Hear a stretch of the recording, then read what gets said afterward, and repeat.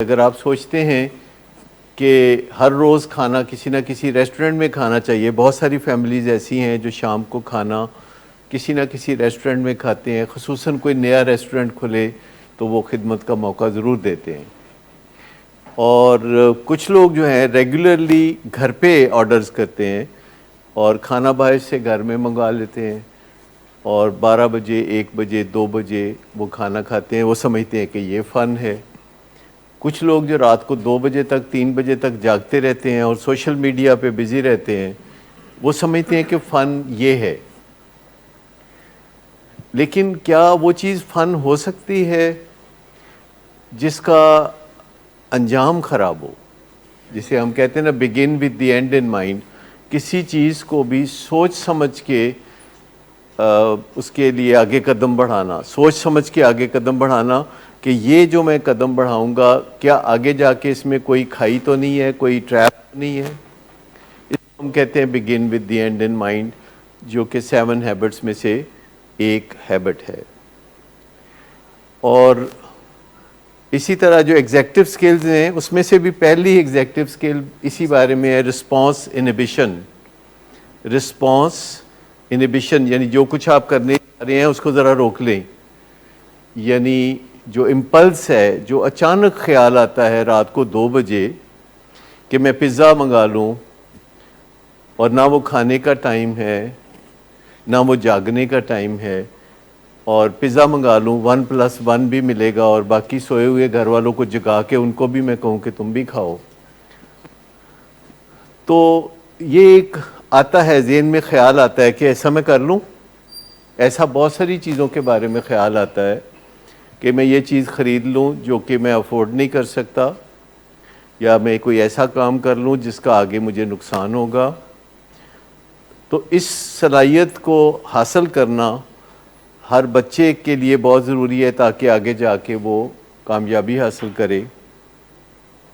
اس کو کہتے ہیں کہ رسپانس انہیبیشن یعنی امپلس کنٹرول۔ یہ جو اچانک ذہن میں ایک خیال آتا ہے اور وہ چند سیکنڈوں کے اندر بہت اہمیت اختیار کر جاتا ہے۔ لیکن میں دیکھتا ہوں کہ کچھ ایسے لوگ بھی ہیں کہ جن کو اس طرح کے امپلسیو آئیڈیاز نہیں آتے، کچھ نہ کچھ یہ خیال نہیں آتا رہتا کہ میں اس طرح فن کروں، یا نہیں اس طرح نہیں میں اس طرح فن کروں، نہیں یہ بھی طریقہ ٹھیک نہیں، میرا خیال ہے اس طرح فن کروں۔ اور وہ اس لیے ان کو یہ خیال نہیں آتا کہ وہ آلریڈی فن کر رہے ہوتے ہیں، یعنی وہ جو کچھ بھی کر رہے ہوتے ہیں فن اس میں شامل ہو جاتا ہے۔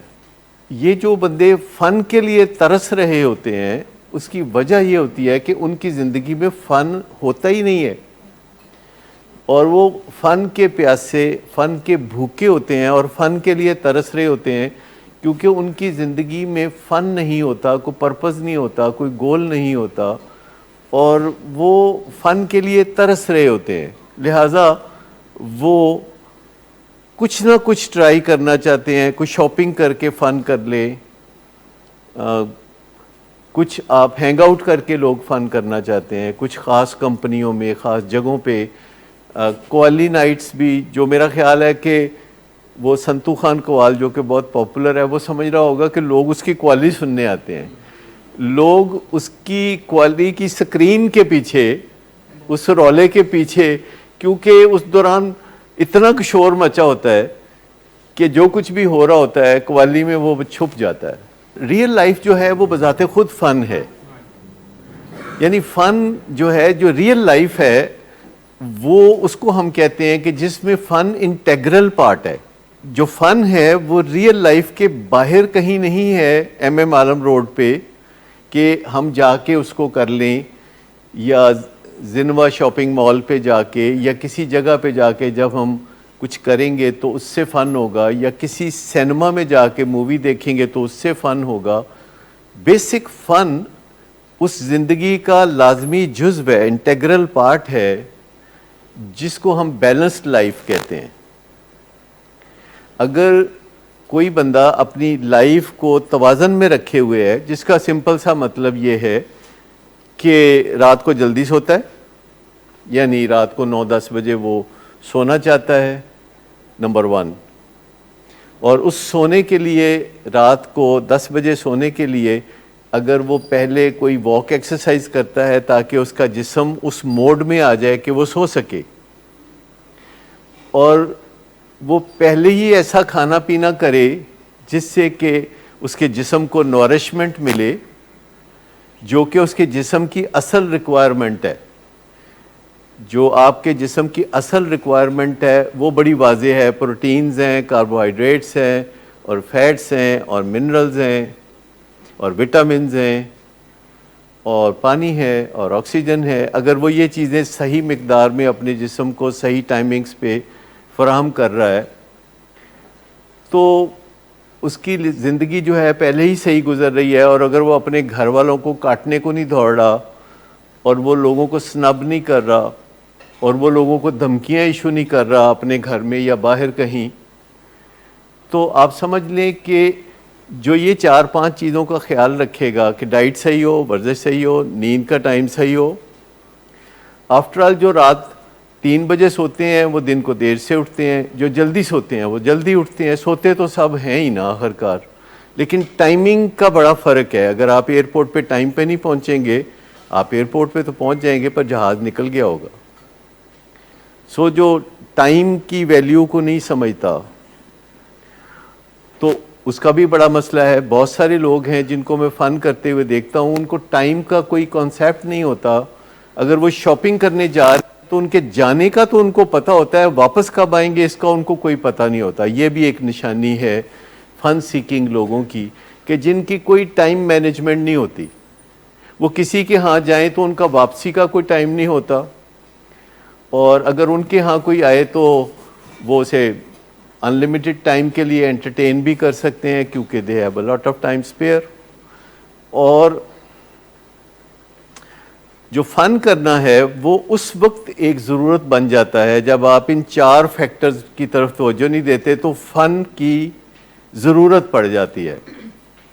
اس بندے کو فن کی کبھی ضرورت نہیں پڑے گی. آپ چیک کر لیجئے ٹریٹس کہ جو بندہ رات کو 9-10 بجے سوتا ہے اور جو بندہ واک ایکسرسائز کرتا ہے اور جو بندہ ڈائٹ وہ لیتا ہے جو سائنٹیفکلی ایڈوائزڈ ہے، اگر کوئی بندہ ایسی ڈائٹ لیتا ہے جو ویجیٹیرین ٹائپ ڈائٹ ہے اور اپنے گھر والوں کے ساتھ امن اور شانتی کے ساتھ رہتا ہے، تو مجھے بتا دیجئے ایسا کوئی بندہ فن کرنے کے لیے پاپڑ بیل رہا ہو، ڈھونڈ رہا ہو فن کرنے کے لیے. وہ بندہ کوئی کسی تلاش میں ہو کہ میں ریسٹورنٹ جا کے فن کر لوں یا ہینگ آؤٹ کر لوں لوگوں سے، یا دوستوں کے ساتھ بیٹھ کے تاش کے پتے بانٹ لوں، یا میں کوئی قوالی سننے چلا جاؤں. کل میں اسلام آباد سے آ رہا تھا، میں ڈیوو میں تھا، تو لاہور پہنچنے کے ٹائم پہ مجھے کال آئی، پوچھا انہوں نے کہ کتنے بجے آئیں گے کہ ڈرائیور کو بھیج دیں.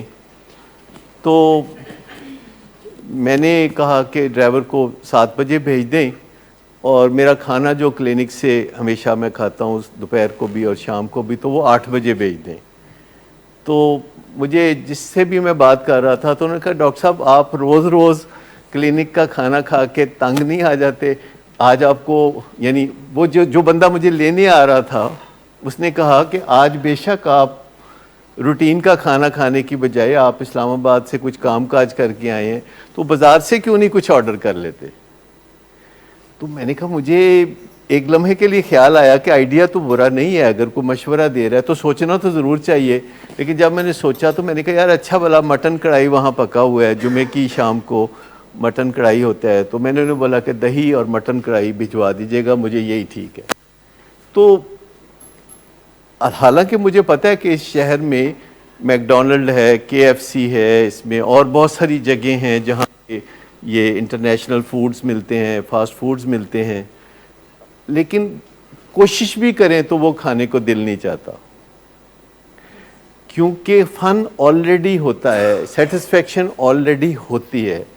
سیٹسفیکشن کے لیے کسی فاسٹ فوڈ کی طرف دیکھنا یا کسی ریسٹورنٹ کی طرف دیکھنا یا کسی ایکٹیویٹی کی طرف دیکھنے کی ضرورت ہی پیش نہیں آتی جب آپ اپنی لائف کو بیلنس کر رہے ہوتے ہیں. جیسے کہ میری جو واپسی تھی تو आई वॉज मेकिंग श्योर کہ میں لاہور 7 بجے کے قریب پہنچ جاؤں. 6:30 پہنچنا تھا, 7 بجے پہنچا. میں نے یہ نہیں سوچا کہ کوئی بات نہیں میں رات 2 بجے بھی پہنچ جاؤں تو کوئی بات نہیں, کیونکہ مجھے پتا تھا کہ اگر میں 7 بجے سوؤں گا تو میں 10, سوا 10, 10:30 میں سو جاؤں گا. تو پرائرٹی جب چینج ہو جاتی ہیں, آپ کی پرائرٹی ان 4 فیکٹرز کی طرف آ جاتی ہیں کہ آپ نے ٹھیک وقت پہ سونا ہے, آپ نے ایکسرسائز کرنی ہے, جو کہ مطلب میں آیا تو آپ نے کیا سمجھا کہ میں نے واک بلا کیسے پوری کی. میں نے واک ایسے پوری کی کہ گھر سے 3-4 کلومیٹر پہلے میں نے کہا کہ مجھے اتار دو, اب تم جاؤ. یعنی سامان لے کے وہ گھر چلا گیا اور میں 3-4 کلومیٹر پیدل چل کے گیا. کچھ واک میں اسلام آباد میں کر کے آیا ہوا تھا, کچھ رات کھانا کھانے کے بعد پھر میں نے علاقے میں کر لی. واک کو نہیں چھوڑا. جب آپ واک کو نہیں چھوڑتے, آپ نیند کو نہیں چھوڑتے, اور آپ دوسرے انسانوں سے جھگڑتے نہیں ہیں, دوسرے انسانوں کے ساتھ کائنڈ ہوتے ہیں, نارمل بیہیو کرتے ہیں, دھمکیاں نہیں دیتے, تو آپ کو کوئی اتنی بڑی ڈیفیشنسی پیدا نہیں ہوتی فن کی. جیسے اگر ہمیں آئرن نہ ملے تو کیا ہو جاتا ہے؟ انیمیا ہو جاتا ہے. ٹھیک ہے, انیمیا ہو جاتا ہے تو یا پھر خون لگوانا پڑتا ہے یا کوئی آئرن کے ٹیکے لگوانے پڑتے ہیں. تو جب ہمارے اندر فن کی ڈیفیشنسی ہوتی ہے تو ہم فن کے لیے تڑپتے ہیں.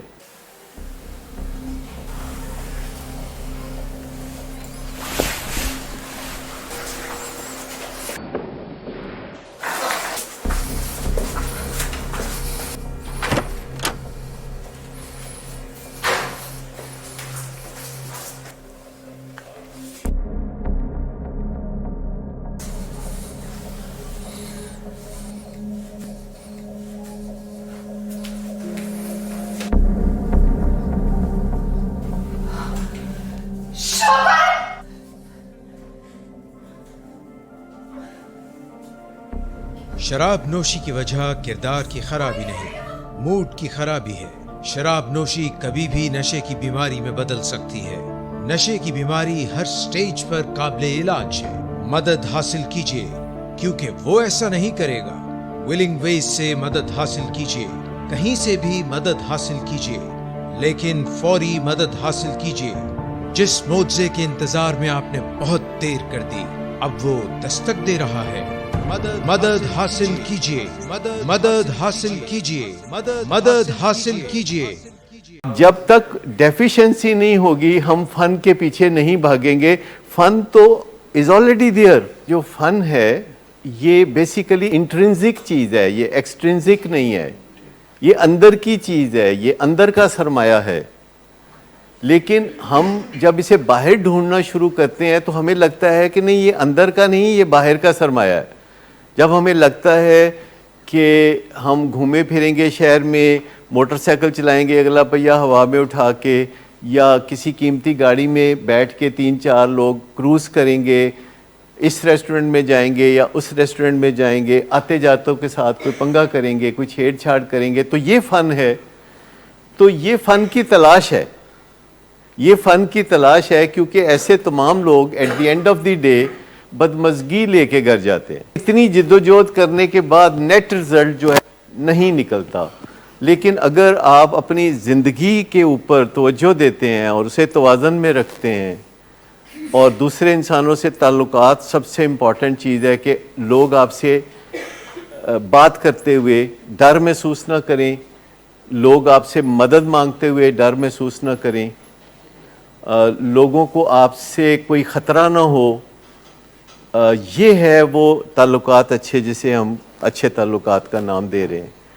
اور کھانے پینے میں آپ کو بتاؤں کہ مٹن کڑھائی کھا کے اور 4-7 نان کھا کے یا نہاری کھا کے یا مغز مسالہ کھا کے یا روغنی نان کھا کے, at the end of the meal آپ کی جو فیلنگز ہوتی ہیں وہ یہ ہوتی ہیں کہ نڈال ہو جانا, تھک جانا, تھکن سے چور ہو جانا, اور پیٹ جو ہے وہ بری طرح سے گڑبڑ سی محسوس ہوتی ہے. لیکن اگر آپ دال, سبزی یا پھل یا کوئی اس طرح کی چیز مناسب مقدار میں کھائیں تو جو انرجائز بندہ ہوتا ہے اس کو ہم اچھی ڈائٹ کہتے ہیں. واک یہ فری میں ہے اور ایسی آسان ایکسرسائز ہے جو کہ آپ ساری عمر کر سکتے ہیں، 70 سال کی عمر میں، 80 سال کی عمر میں، 90 سال کی عمر میں. میں جم والی ایکسرسائز کی بات نہیں کر رہا، میں واک کی اور ہو سکے تو تھوڑی بہت جاگنگ کر سکتے ہیں. اس کے علاوہ کچھ ایسی ایکسرسائزز جو کہ اسٹریچنگ کی ایکسرسائزز ہیں جس میں آپ اپنے جوڑوں کو ذرا کھینچ تان کے دیکھتے ہیں. تو ان سب ایکٹیویٹیز سے بیسیکلی 4 ضروری کیمیکل جو ہیں وہ پیدا ہوتے ہیں جو کہ فن کریٹ کرتے ہیں. ایک کیمیکل ان میں سے ہے جسے ہم ڈوپامین کہتے ہیں، جو زندگی کا جوش ہے، جو سورج کی طرح روشن جوش ہے، تھوڑا گرمائش ہے اس میں. اور دوسری چیز ہے جسے سیروٹونن کہتے ہیں، جو چاند کی روشنی کی طرح ٹھنڈک لیے ہوئے، جو پرسکون قسم کی کنڈیشن ہے. اور تیسری چیز ہے جسے اینڈورفنز کہتے ہیں جو کہ ایکسرسائز سے پیدا ہوتی ہے. اچھا، ڈوپامین بھی ایکسرسائز سے پیدا ہوتی ہے، ڈوپامین بھی نیند سے پیدا ہوتی ہے. پھر ایکسرسائز سے اینڈورفنز پیدا ہوتی ہیں اور رات جی اینڈورفنز نارکوٹکس ہوتے ہیں. اینکیفلنز اور اینڈورفنز جسم میں پیدا ہوتی ہیں جس سے کہ ہر قسم کی جسمانی درد اور ذہنی پریشانی ٹھیک ہوتی ہے، جو کہ ایکسرسائز سے، نیند سے پیدا ہوتی ہے. اور پھر آکسیٹوسن ہے جو کہ دوسرے انسانوں سے اچھے تعلقات کی وجہ سے، ان سے محبت جو پیدا ہوتی ہے اچھے تعلقات کے نتیجے میں، اس سے آکسیٹوسن بڑھتی ہے. آکسیٹوسن آکسیٹوسن وہی چیز ہے جسے ہم محبت کا کیمیکل کہتے ہیں. جیسے کہ آپ سمجھ لیں کہ وہ جو ٹیکے نہیں لگائے جاتے گائے بھینسوں کو جس سے وہ دودھ زیادہ دینے لگتی ہیں، تو یہ وہی کیمیکل ہے جسے محبت کا کیمیکل کہتے ہیں، جو عموماً گائے بھینسوں کو ٹیکے کی شکل میں لگا کے زیادہ دودھ حاصل کرتے ہیں. کیونکہ جب آکسیٹوسن کا ٹیکہ لگتا ہے تو گائے اپنے بچے کی محبت میں زیادہ دودھ دیتی ہے، اور انسان یہ دھوکہ کر رہا ہوتا ہے ان کے ساتھ. انسان انہیں یہ تاثر دے رہا ہوتا ہے کہ تمہارے بچے کو زیادہ دودھ چاہیے، لہٰذا وہ اس کو ٹیکہ لگا کے تو وہ زیادہ دودھ حاصل کرتا ہے. یہ جو فن ہے، یہ جو ہائی فیل کرنا ہے، وہ ان 4 کیمیکلز کی مدد سے ہے. اور جو 5واں کیمیکل ہے اس کو سپریس کرنے کی ضرورت ہے، وہ ایڈرینلین ہے، جو کہ حد سے زیادہ بڑھے تو انگزائٹی ہوتی ہے، سٹریس ہوتی ہے، ٹینشن ہوتی ہے. لہٰذا اس کو بھی واچ رکھنی چاہیے کہ ایڈرینلین کا جو لیول ہے وہ نیچے رہے. اور اگر ان کیمیکلز کو ہم اپنے لائف سٹائل سے بنا کے رکھیں تو آپ سمجھیں کہ باہر کے فن کی بہت زیادہ ضرورت محسوس نہیں ہوتی. آپ پہلے ہی پرباش ہوتے ہیں، آپ پہلے ہی فن محسوس کر رہے ہوتے ہیں. تو جو بھی فن کے ترسے ہوئے ہیں ان کو بڑے پاپڑ بیلنے پڑتے ہیں، لیکن جو اپنے لائف سٹائل کو صحیح رکھتے ہیں ان کے اندر سے یہ اوور فلو کرتا رہتا ہے فن. اور ان کو ایسی چیزوں میں فن محسوس ہوتا ہے جن کو نارملی بڑی آرڈینری چیز سمجھا جاتا ہے، جیسے کہ نیند، جیسے کہ واک، یا ڈیلی روٹین، یا کسی انسان سے کوئی اچھا بول لینا، فیملی لائف، یا دوسرے لوگوں سے کائنڈ ہونا. تو اس چیز سے، کیونکہ میں آپ کو بتاؤں کہ کچھ چیزیں ہیں جو ہمیں اگر اس لائف سٹائل کو ہم چھوڑ دیں تو ہم آئسولیٹ ہونا شروع ہو جاتے ہیں. اگر ریلیشن شپ خراب ہوں ہم اپنے اپنے کمروں تک محدود ہو جاتے ہیں. اگر ہماری خوراک ٹھیک نہ ہو ہم نڈال رہنے لگتے ہیں، دوسرے انسانوں سے میل جول ہمیں اچھا نہیں لگتا. اور اگر ہم کوئی ایکسرسائز نہ کریں اور اس کے علاوہ ہم نیند کی بھی پرواہ نہ کریں تو ساری زندگی جو ہے آؤٹ آف کنٹرول ہو جاتی ہے. اور پھر ہمیں آرٹیفیشل چیزیں چاہیے فن کو کسی نہ کسی طریقے سے محسوس کرنے کے لیے، کہ میں یہ کھا لوں تو مزہ آئے گا تو فن ہوگا، یا یہ شاپنگ کر لوں تو شاید فن آئے گا، یا میں فلاں سے ملوں گا، ہینگ آؤٹ کروں گا تو مزہ آئے گا، یا میں کوئی نشہ کروں تو مزہ آئے گا. لیکن الٹیمیٹلی سبھی لوگ اس نتیجے پہ پہنچتے ہیں کہ یہ جو باہر ہم تلاش کر رہے ہیں وہ ہمیشہ ہماری ناک کے نیچے ہمارے اندر چیز ہے جس کو ہم اگنور کر رہے ہوتے ہیں، اور پھر ہم آہستہ آہستہ یہ باہر کی چیزوں پہ بھروسہ کرنا شروع ہوتے ہیں اور ہمیں وقتی طور پر لگتا ہے کہ اس سے کوئی فن ہو رہا ہے. ایڈرینلین جو فلو ہوتی ہے یہ ہمارے دماغ میں ایک بادام جیسا چھوٹا سا آرگن ہے جسے امیگڈلا کہتے ہیں, اور یہ غصہ, یہ بے چینی, یہ ساری چیز وہاں جنریٹ کرتی ہے. اور اگر ہم اپنے مائنڈ سے اپنے برین کے ساتھ اپنی کمیونیکیشن کو صحیح رکھیں تو آہستہ آہستہ ہماری بے چینیوں پہ ہم قابو پانا شروع کر دیتے ہیں. پھر دوسری بات ہے کہ جتنا آپ واک کریں گے تو ایڈرینلین کم فلو ہوگی اور اس سے بھی آپ کو مدد ملے گی, اور جتنا ہم واک کریں گے تو ڈوپامین اور آپ کے اینڈورفنز جب بڑھیں گی تو آپ کے اندر ایک توازن پیدا ہونا شروع ہو جائے گا. سب سے پہلے تو ہر صبح اٹھ کے آپ کو اندازہ لگانے کی ضرورت ہے یا سیکھنے کی ضرورت ہے کہ آپ صبح اپنے ان کیمیکلز کو 1 to 10 کے اسکیل پہ ایویلیویٹ کر سکیں, کہ سویرے آپ اٹھیں تو آپ کے پاس کوئی ایک پرفارما ہونا چاہیے. اگر آپ چاہیں تو جو میں پرفارما یوز کرتا ہوں, جو میں نے ڈیولپ کیا ہے over a period of about 25 years, تو آپ اس سے مدد لے سکتے ہیں یا اپنے لیے ایڈٹ کر کے اس کو بدل سکتے ہیں, کیونکہ جو میرا پرفارما ہے وہ زیادہ میرے لیے کارآمد ہے. اس میں کھانے پینے کا ریکارڈ روزانہ لکھنا ہوتا ہے, اس میں اپنا دوسرے انسانوں سے انٹریکشن کے بارے میں آپ نے نمبرنگ کرنی ہوتی ہے, اس میں آپ جو کام کاج کرتے ہیں, جو اپرچونیٹیز آپ کو ملتی ہیں, جو کامیابیاں آپ کو ملتی ہیں ان کا تذکرہ ہوتا ہے, اور جو مشکلات ہوتی ہیں تو ان کا تذکرہ ہوتا ہے. کسی سے کوئی حیصل ہے, کسی سے کوئی تنازع ہے تو اس کے نمبر کٹتے ہیں, یا اوور ایٹنگ کریں تو اس کے نمبر کٹ جاتے ہیں, یا اگر کوئی ٹائم ضائع کیا ہے تو اس کے نمبر کٹ جاتے ہیں. تو وہ ایک پرفارما ہے جس کو صبح اٹھ کے آپ شروع میں 2-3 منٹ میں فل کر سکتے ہیں, اور اس میں الٹیمیٹلی جو ایک نیٹ فگر آتی ہے وہ سٹاک ایکسچینج کی طرح ہوتا ہے کہ آپ کی جو 100 انڈیکس ہے وہ اوپر گیا ہے کہ نیچے گیا ہے. اگر کوئی کل کو خبر آ جائے کہ ہمارے ملک میں پیٹرول نکل آیا ہے, تیل نکل آیا ہے, تو سٹاک ایکسچینج کدھر جائے گی؟ اوپر جائے گی. اور جو اچھی خبریں ہیں وہ سٹاک ایکسچینج پہ اچھا اثر ڈالتی ہیں, جو بری خبریں ہیں وہ برا اثر ڈالتی ہیں. تو ایک آپ نے اپنی ذات کی ایک سٹاک ایکسچینج بنانی ہے اگر, تو یہ پرفارما اس کے لیے ہے کہ آپ اپنی آرگنائزیشن کو, یعنی اپنے آپ کو, ہم اپنے آپ کو اپنی آرگنائزیشن کہتے ہیں. یہ جو وجود ہے ہمارا یہ بھی ایک آرگنائزیشن ہے.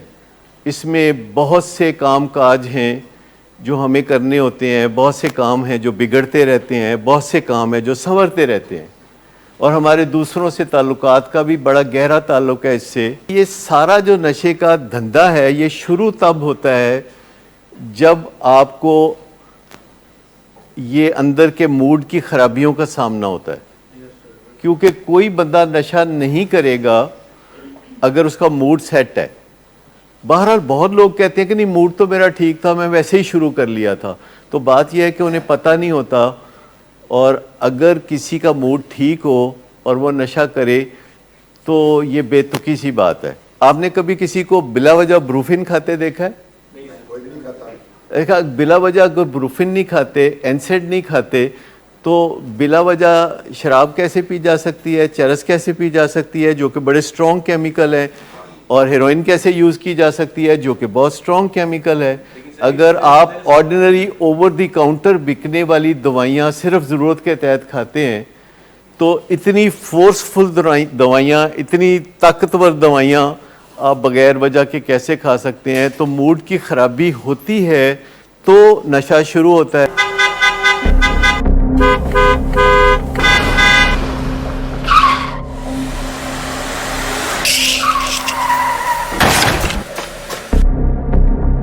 گھٹیا انسان, اتنی دیر سے گیٹ کیوں کھولا؟ سوئے ہوئے تھے تم کیا؟ سر میں نے تو منٹ بھی بکواس نہ کر تم میرے ساتھ.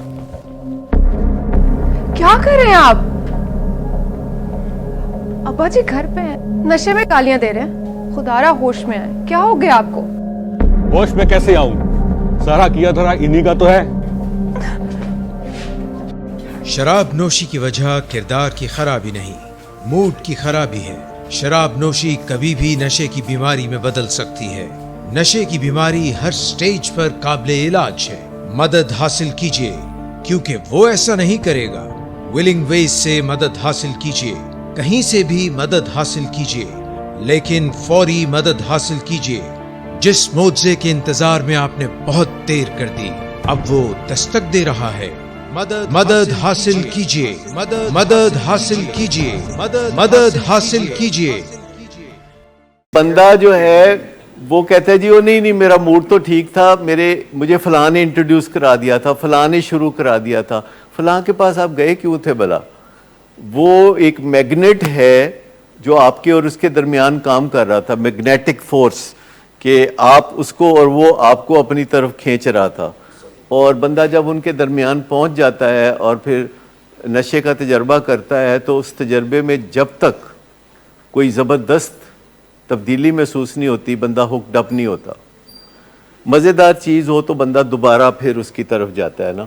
लेकिन नशा तो इस तरह शुरू होता है जबकि मूड की कोई ख़राबी होती है, जिसकी वजह जेनेटिक हो सकती है, लाइफस्टाइल की ख़राबी हो सकती है मूड की ख़राबी की वजह, या कोई हालात ऐसे हो सकते हैं जिससे मूड ख़राब रहता हो। यानी बैरूनी वजूहात हो सकती हैं, अंदरूनी वजूहात हो सकती हैं, बड़ों की तरफ से जीन्स में कोई चीज़ आई हो सकती है। तो इससे नशा शुरू होता है। ज़रूरी नहीं कि जो बंदा नशा शुरू करे उसमें कोई करैक्टर फ्लॉ हो, कोई करैक्टर डिफेक्ट हो। आम लोग समझते हैं कि ये जो नशा लोग करते हैं ये बहुत करैक्टर डिफेक्ट्स वाले लोग होते हैं, करैक्टर फ्लॉज वाले लोग होते हैं। ये ज़रूरी नहीं है कि जो बंदा नशा शुरू करता है उसके अंदर कोई करैक्टर डिफेक्ट हो भी सकता है, कोई ममनू नहीं है, क्योंकि मूड उस बंदे का भी ख़राब हो सकता है जिसमें करैक्टर डिफेक्ट हो, और मूड उस बंदे का भी ख़राब हो सकता है जिसके अंदर कोई करैक्टर डिफेक्ट ना हो। तो जब मूड ख़राब रहता है और कोई बंदा नशा शुरू कर देता है तो करैक्टर डिफेक्ट्स की अब आमद होती है। यानी जब बंदा नशा शुरू कर लेता है और इसमें आगे बढ़ना शुरू करता है तो करैक्टर डिफेक्ट्स आने शुरू होते हैं। पहले एक, फिर दूसरा, फिर तीसरा, फिर चौथा, फिर पांचवा। पहले झूठ बोलना शुरू कर देता है क्योंकि उसे छुपाना होता है अपने नशे के मामले को। फिर वो सेल्फिश हो जाता है क्योंकि उसे दूसरों की परवाह नहीं करनी होती, अपने नशे की परवाह करनी होती है। फिर जब दूसरे लोग इतराज़ करते हैं तो वो गुस्सा करता है, जो कि एक करैक्टर डिफेक्ट है। जब दूसरे लोग रोकते हैं तो वो हाथापाई करता है, जो कि एक करैक्टर डिफेक्ट है। जब नशे का सिलसिला जारी रखना मुश्किल होता है तो वो अनफेयर मीन्स इस्तेमाल करता है, जो कि करैक्टर डिफेक्ट है। वो कानून को तोड़ता है, जो कि करैक्टर डिफेक्ट है। तो ये सारी चीज़ें बाद में शामिल होती हैं, ये आफ्टर मैथ है, ये ड्रग्स का आफ्टर मैथ है।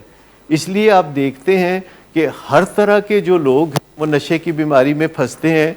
बड़े आलमे दीन किस्म के लोग भी नशे की बीमारी में फंसते हैं। बड़े कवाल नशा करके कवाली करते हैं, बड़े नात खान नशा करके तो नाते पढ़ते हैं, और किसी न किसी तरह अपने आप को तसल्ली दे लेते हैं कि वो ठीक कर रहे हैं।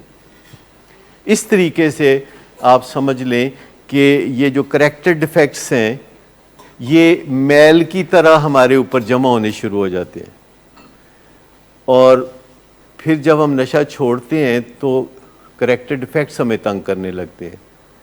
वो करैक्टर डिफेक्ट्स जो हैं उनसे नए नए मसाइल पैदा होते हैं। तो नशा छोड़ के जब वापस लोग नशे की तरफ आते हैं तो ये करैक्टर डिफेक्ट्स की वजह से आते हैं। जब पहली दफ़ा नशे से इंट्रोडक्शन होता है तो वो ज़रूरी नहीं कि आपके अंदर कोई करैक्टर डिफेक्ट हो, लेकिन जब बंदा रिलैप्स होता है तो वो अपने करैक्टर डिफेक्ट्स की वजह से रिलैप्स होता है। और वो उसमें सबसे कॉमन जो करैक्टर डिफेक्ट है वो एग्रेशन है। वो जो सबसे ज़्यादा इंसान को वापस नशे में गिराता है कि जब दूसरे लोग हुक्म चलाने लगते हैं, देखते हैं कि बंदा ज़रा सीधा हो गया है और दूसरे लोग जो है सीधे रास्ते पे डालने के लिए कुछ ज़ोर ज़बरदस्ती करते हैं, तो वो बगावत करता है, एग्रेशन करता है, डिफाई करता है। और फिर इससे जो जंगो जदल होता है उसके नतीजे में बड़ी बेचैनी पैदा होती है और बहुत ज़्यादा फ्रस्ट्रेशन होती है, और जिसकी वजह से रिलैप्स की राह हमवार होती है। जब बंदा नशा नहीं करता تو اس کو یہ مشکلات پیش آتی ہیں, اس کی ورکنگ میموری کمزور ہو جاتی ہے, وہ اٹینشن نہیں دے پاتا. یہ ایک ایگزیکٹو سکلز میں سے ایک ایگزیکٹو سکل یہ ہے کہ کنسنٹریٹ کرنا. یہ کوشش سے نہیں ہوتا, یہ لرننگ سے ہوتا ہے. مثال کے طور پر اگر آپ آج جہاز چلانا چاہیں اور آپ کوشش کریں تو آپ نہیں چلا سکتے, لرننگ سے ہوگا. آج آپ ڈبل کوشش کر کے یا 4 گنا کوشش کر کے کوئی مٹن کڑھائی نہیں بنا سکتے اگر آپ نے سیکھی نہیں ہوئی تو کچھ چیزیں ہیں وہ سیکھ کے کرنے کی ہوتی ہیں.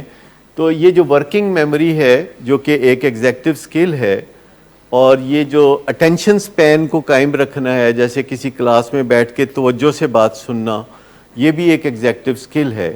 کسی کام کا آغاز کرنا, کسی کام کو تکمیل تک پہنچانا, کسی کام کو آرگنائز کرنا, کسی کام کو پلان کرنا, یہ ایگزیکٹو سکلز ہیں. تو یہ اپنے آپ کو دور کھڑے ہو کے دیکھنا کہ میں ٹھیک کر رہا ہوں کہ غلط کر رہا ہوں, یہ میٹ کوگنیشن ہے, یہ ایگزیکٹو سکل ہے. تو اپنے آپ کو روک لینا قدم بڑھانے سے پہلے کہ یہ قدم ٹھیک نہیں ہے, اس کا نتیجہ غلط نکلے گا, یہ ایگزیکٹو سکل ہے.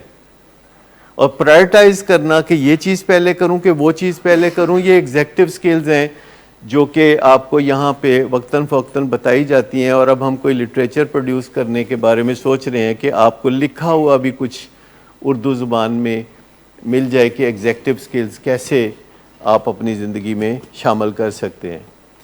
لیکن میں آپ کو بتاؤں کہ موڈ کی خرابی جو جڑ ہے, نشے کی بیماری کی جڑ ہے موڈ کی خرابی, اور اس کے ساتھ جو جینز کی طرف سے آتا ہے کہ آپ کا جسم نشے کے ساتھ صحیح طریقے سے نپٹ نہیں سکتا, یہ دونوں چیزیں مل کے آپ کی زندگی میں غیر منظم حالات پیدا کر دیتے ہیں. اور جو غیر منظم حالات ہوتے ہیں اس میں ہم یہ تسلیم نہیں کرنا چاہتے کہ ہمارے حالات خراب ہیں, کیونکہ ہم جب غور کرتے ہیں اپنے حالات پہ تو بڑی تکلیف ہوتی ہے. پھر غور کرتے ہیں تو 2 حالات خراب نظر آتے ہیں, تھوڑا اور غور کرتے ہیں تو 4 حالات خراب نظر آتے ہیں. تو بہت سارے لوگ یہ بات نہیں سمجھ پاتے جو کہ بالکل سادہ ہے کہ ہم اپنی انگزائٹی کو اگر صحیح طریقے سے مینیج نہیں کریں گے تو پھر ہم غلط طریقے سے اس کو مینیج کریں گے. مینیج ہم ضرور کریں گے, صحیح طریقے سے نہیں کریں گے تو غلط طریقے سے کریں گے. جیسے میں کہہ رہا تھا کہ اگر ہمارا دماغ ہمیں احساس دلاتا ہے کہ تمہارے یہ مسائل ہیں اور ہم اس پہ توجہ نہیں دیتے تو پھر ہمارا دماغ نت نئے طریقوں سے ہمیں احساس دلائے گا. زیادہ تر لوگ جب اپنے مسائل پہ توجہ نہیں دیتے تو ان کا جو دماغ ہے وہ ان کے کندھے کھینچ دے گا, یعنی کندھے کھنچے ہوئے محسوس ہوتے ہیں, گردن پہ دباؤ سا محسوس ہوتا ہے, یا معدے میں جلن ہوتی ہے, یا گھٹنوں میں یا کمر میں درد ہوتی ہے, یا خارش شروع ہو جاتی ہے. آج ہی میں نے ایک کنسلٹیشن کی ہے جس میں ایک بچی ہے جو کہ بہت گھٹن کا شکار ہے اپنے گھر میں, اس کے ماں باپ کے ساتھ اس کی صحیح نہیں بنتی, وہ جو کرنا چاہتی ہے ماں باپ کو پسند نہیں, اور ماں باپ جو چاہتے ہیں کہ وہ کرے وہ اس کو پسند نہیں, اور گھٹن کا ایک ماحول ہے جس کی وجہ سے اس کے اندر ٹینشن اتنی زیادہ ہے کہ وہ اپنے جسم کے اندر کئی قسم کی جرکس پیدا کر کے وہ اپنی بے چینی پہ قابو پاتی ہے. جیسے آنکھوں کو زور سے ایسے ایسے کرنا, یا ایسے کرنا, یا ایسے کرنا, یا بیٹھے بیٹھے اپنے آپ کو کچھ کرنا, جو کہ اس کے والدین سمجھتے رہے اور پہلے فزیشین بھی یہ سمجھتے رہے کہ یہ ٹکس ہیں یا یہ پتہ نہیں کیا مسئلے ہیں. لیکن اس کے ساتھ گھنٹہ سوا گھنٹہ بات چیت کرنے کے بعد ساری چیزیں واضح ہو گئیں کہ وہ اصل میں اس کے اندر بے پناہ انگزائٹی پیدا ہوتی ہے, اور وہ انگزائٹی اس کے اپنے ماں باپ کے ساتھ خراب تعلقات کی وجہ سے ہے. اور ماں باپ جو چاہتے ہیں وہ اس کو اچھا نہیں لگتا, اور جو اس کو اچھا لگتا ہے وہ ماں باپ کو اچھا نہیں لگتا. تو ایکچولی کاؤنسلنگ کی تجویز اس کے ماں باپ کے لیے بھی ہے اور اس کے لیے بھی ہے, اور ہوپ فلی بہت جلد, یعنی اندازہ کریں کہ وہ تقریباً 9 گھنٹے سوشل میڈیا پہ خرچ کرتی ہے جس کے نتیجے میں ماں باپ ناراض ہوتے ہیں, اور ڈانٹ ڈپٹ کرتے ہیں، اور وہ رات کو 3 ساڑھے 3 بجے سوتی ہے اور والدین 9 ساڑھے 9 بجے سوتے ہیں، اور جب بھی رات کو نیند کھلتی ہے تو جا کے اس کو تھوڑا پھٹے منہ کر کے تو واپس آ جاتے ہیں۔ تو اس طرح کا جب ماحول ہوتا ہے جس میں آپ کے کوئی مسائل ہیں جو کہ آپ کا دماغ توجہ دلاتا ہے کہ بھئی آپ اپنے مسائل حل کریں، اور آپ اس کی بات نہیں سنتے، تو پھر آپ کا دماغ نت نئے طریقوں سے آپ کو تنگ کرتا ہے اور مجبور کرتا ہے کہ آپ اپنے یہ مسائل پہ توجہ دیں اور ان کو حل کریں۔ اس کے لیے 4 پوائنٹڈ فارمولا آپ سب کو بتاتے رہتے ہیں اور کہتے ہیں کہ ٹائم ڈیڈیکیٹ کریں۔ اتنا تو بنتا ہے کہ ہم سب جو زندگی گزارتے ہیں اور اس میں مسائل ہوتے ہیں، تو اتنا تو بنتا ہے کہ دن میں 1 دفعہ یا 2 دفعہ آدھا گھنٹہ یا 15 منٹ ہم اپنے مسائل پہ ڈیڈیکیشن کے ساتھ سوچ بچار کر لیں۔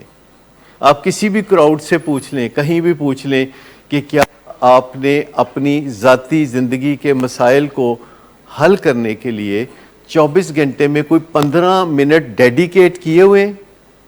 تو آپ کو جواب ملے گا کہ نہیں۔ ماں سوا کے جو لوگ یہاں آتے ہیں، جن کو ہم بارہا یہ بتاتے ہیں کہ اپنی زندگی کے مسائل کو حل کرنے کے لیے کوئی ڈیڈیکیشن ہونی چاہیے، کوئی ٹائم ہونا چاہیے جو 15 منٹ ہی ہو۔ اگر اس سے فائدہ ہو تو پھر آدھا گھنٹہ بھی کیا جا سکتا ہے، اگر اس سے فائدہ ہو تو 1 گھنٹہ بھی بنایا جا سکتا ہے اس معاملے میں۔ اور آپ دیکھیں گے کہ جب آپ اپنی زندگی کے مسائل حل کرنے کے لیے ٹائم ڈیڈیکیٹ کریں گے تو آپ کی زندگی میں بہتری آئے گی۔ سب سے پہلے آپ سوچ بچار کرنا شروع کریں گے۔ زیادہ تر لوگ اپنے پرابلمز کے بارے میں گھلتے رہتے ہیں، زیادہ تر لوگ اپنے پرابلمز کے بارے میں سوچ بچار کر کر کے گھلتے رہتے ہیں، پگھلتے رہتے ہیں اندر سے، لیکن اپنے پرابلمز کا حل سوچنے کی کوشش نہیں کرتے۔ بعض اوقات وہ حل سوچنے کی کوشش کرتے ہیں تو حل نظر نہیں آتا، بعض اوقات حل نظر آتا ہے تو وہ حل ان کے بس میں نہیں ہوتا۔ ایسے میں ضرورت ہوتی ہے کہ آپ کسی کاؤنسلنگ میں جائیں، یا پھر آپ گوگل پہ چلے جائیں، یا آپ یوٹیوب پہ چلے جائیں، کسی ویب سائٹ پہ چلے جائیں، کوئی کتاب پڑھ لیں، کسی بزرگ کو ڈھونڈ لیں، کسی کامیاب انسان کا بازو پکڑ لیں، تو آپ کو بہت آسانی سے اپنے مسائل حل کرنے کی توفیق مل جائے گی۔ لیکن اگر آپ صرف سوچتے رہیں کہ ہائے میں بیچارہ، ہائے میری زندگی خراب، تو اس کے نتیجے میں آپ اندر سے گھلتے رہیں گے، اندر بیماریاں اپنا گھر بنانے لگیں گی۔ تو جو بھی یہاں پہ آپ کو بات چیت کی جاتی ہے، اس کے نتیجے میں جو بات آپ کو اچھی لگے اس پہ آج فوری طور پر آپ عمل پیرا ہو سکتے ہیں۔ کوئی بات اور جاننا چاہیں تو آپ گوگل پہ جا سکتے ہیں، آپ یوٹیوب پہ جا سکتے ہیں، آپ کی توقع سے بڑھ کے آپ کو سلوشنز ملیں گے۔ ہر بندہ کوئی اچھائی کرنا چاہتا ہے، ہر بندہ کوئی نیکی کرنا چاہتا ہے، یہ انسان کی فطرت میں ہے۔ وہ بھلائی کرنا چاہتا ہے، اس کو لگتا ہے کہ اس سے میری دنیا اور آخرت بہتر ہوگی، اور لوگ حسب توفیق کچھ نہ کچھ اچھے کام کرتے ہیں۔ ہر بندہ جو ہے کچھ نہ کچھ چارہ ضرور کرتا ہے، کوئی عبادت کر کے، کوئی لوگوں کی خدمت کر کے، کوئی سوشل ورک کر کے، کوئی تبلیغ کر کے، کوئی اور نیکی کا کام کر کے، کوئی چندہ دے کے، کوئی داتا صاحب 2 دیگیں ہی چھوڑ آتا ہے۔ تو ہر بندہ کچھ ایسا کام کرنا چاہتا ہے جس سے کہ اس کی زندگی میں نیکی کا عنصر بڑھ جائے، اور اس کے لیے لوگ گھر سے نکلتے ہیں، لوگ خرچہ کرتے ہیں، لوگ دور جاتے ہیں۔ تبلیغی جماعت والے پتہ نہیں ناردرن ایریاز میں اور دنیا کے کن کن ملکوں میں جا کے تبلیغ کرتے ہیں، اور بھی لوگ ہیں جو جا کے تو نیکی کا کام کرتے ہیں۔ ہم پر اللہ کا کتنا کرم ہے کہ ثواب کے موقع ہمارے دروازے پہ خود دستک دیتے ہیں۔ یعنی ہم سب لوگ جو ویلنگ ویز میں اور صداقت کلینک میں کام کرتے ہیں، ان کے لیے ثواب کے موقع ڈور سٹیپس پہ میسر ہے، اور ان موقعوں سے ہم چاہیں تو بہت فائدہ اٹھا سکتے ہیں، اور اس کے لیے ہمیں کچھ خرچ نہیں کرنا پڑتا، ہمیں کچھ خرچ ملتا ہے۔ اس کے لیے ہمیں بہت سہولتیں ملتی ہیں، لوگ تمنائی ہوتے ہیں کہ وہ بدل جائیں، کیونکہ ہمارے پاس جو لوگ آتے ہیں وہ دکھی ہو چکے ہوتے ہیں پرانی زندگی سے، اور وہ اپنی زندگی کو سنوارنا چاہتے ہیں, گھر کا انگ انگ دکھ رہا ہوتا ہے, اور پھر جب وہ ہمارے پاس آتے ہیں تو وہ ریڈی بھی ہوتے ہیں. پیشنٹس بعض اوقات کچھ دیر بعد ریڈی ہوتے ہیں, والدین اسی وقت ریڈی ہوتے ہیں جب وہ پہلی دفعہ آتے ہیں, اور پیشنٹس چند دن کے بعد ریڈی ہو جاتے ہیں. اور یہ ہماری پہلی کامیابی ہوتی ہے جب کوئی پیشنٹ ریڈی ہو جاتا ہے. اور جب تک کوئی پیشنٹ ریڈی نہیں ہوتا ہم مایوس نہیں ہوتے, ہم آس لگا کے اس کی طرف دیکھتے رہتے ہیں, اس کو سمجھاتے رہتے ہیں, اس کو مناتے رہتے ہیں. یہ ہماری زندگی کا حصہ ہے, اور اس کے اندر ایک اپرچونٹی چھپی ہوتی ہے. میں آپ کو بتاؤں کہ ہر کرائسس میں ایک اپرچونٹی چھپی ہوتی ہے. چائنیز زبان میں کرائسس اور اپرچونٹی کے لیے ایک ہی لفظ ہے. تو ہر کرائسس میں ایک اپرچونٹی چھپی ہوتی ہے.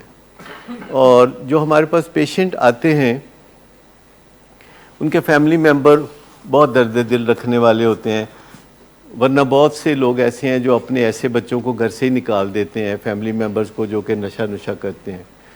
اسٹریٹ ایڈکٹس وہی ہوتے ہیں جو اچھے بھلے گھروں کے افراد ہوتے ہیں اور گھر سے نکالے گئے ہوتے ہیں.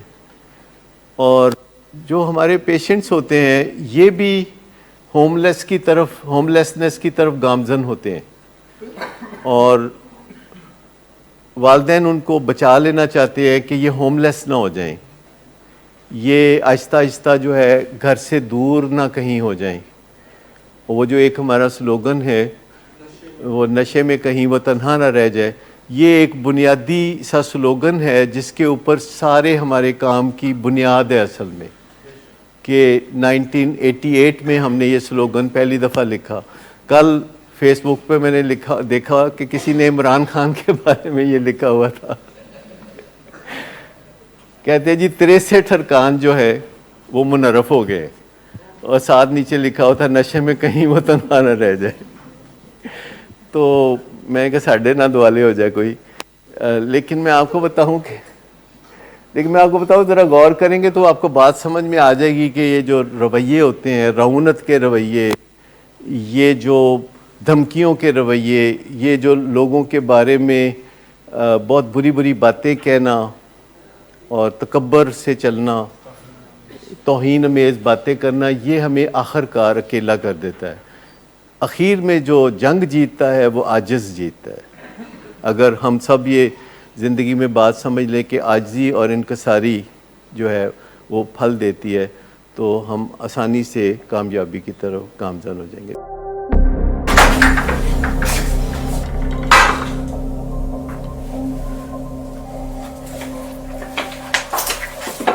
آج پھر کر آئے ہو؟